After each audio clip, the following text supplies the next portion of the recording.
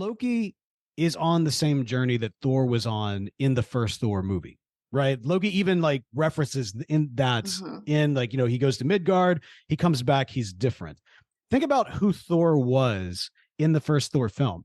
Like he was, brash and like, I'm like, look at me, big ups to me, I'm going to be king. And Odin is about to like make him king and everything else. And he's like twirling around his hammer and he's like, oh yeah, I'm Thor. I'm going to create war. I'm going to go and, fight the frost giants and kick off a whole nother, world's war situation. And all of this is from a Thor who doesn't understand what it truly means to be king.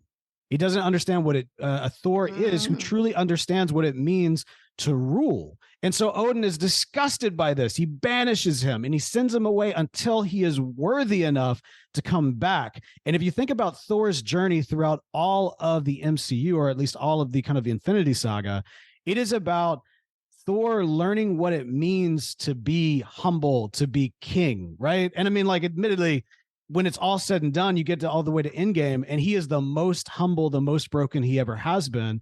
And then ultimately he ends up passing the throne to someone else, to Valkyrie, right? Like, so like ultimately, even when we see him at the end of Ragnarok, when he's sitting on the throne and we see him over his people, he's lost his kingdom, but he recognizes the value of his kingdom is his people. But then he's broken down even further and loses them. And so anyway, you think about what Thor's journey was. It was about learning what it means to be king and ultimately becoming his father, even to the point of losing an eye. With Loki has wanted to be God King. Ever like that whole thing with him coming to Midgard, he wanted to come to Midgard. He wanted to rule. He wanted to conquer. He wanted to be seen as the god of Midgard, right? Like this is his, brazen thing. He's filled with glorious purpose. They were all made to be ruled. He's got this whole mindset of what it means to be a god and to subjugate your followers and to have them grovel before you. What we've seen in this variance journey, as he's plucked out of that moment in time, he hasn't had any of the rest of the journey of the other Loki, of our prime Loki. This one, it was literally plucked right out of that mindset. And so what is he learning throughout the course of all this is the weight of what it means to be a god king.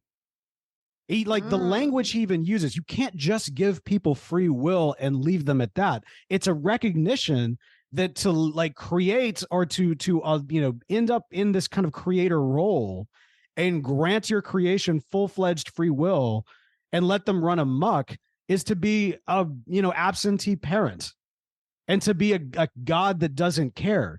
He understands the weight. He's understanding the weight of what it actually is to be God and to be a god king. And so I think that's when he says that, we are gods.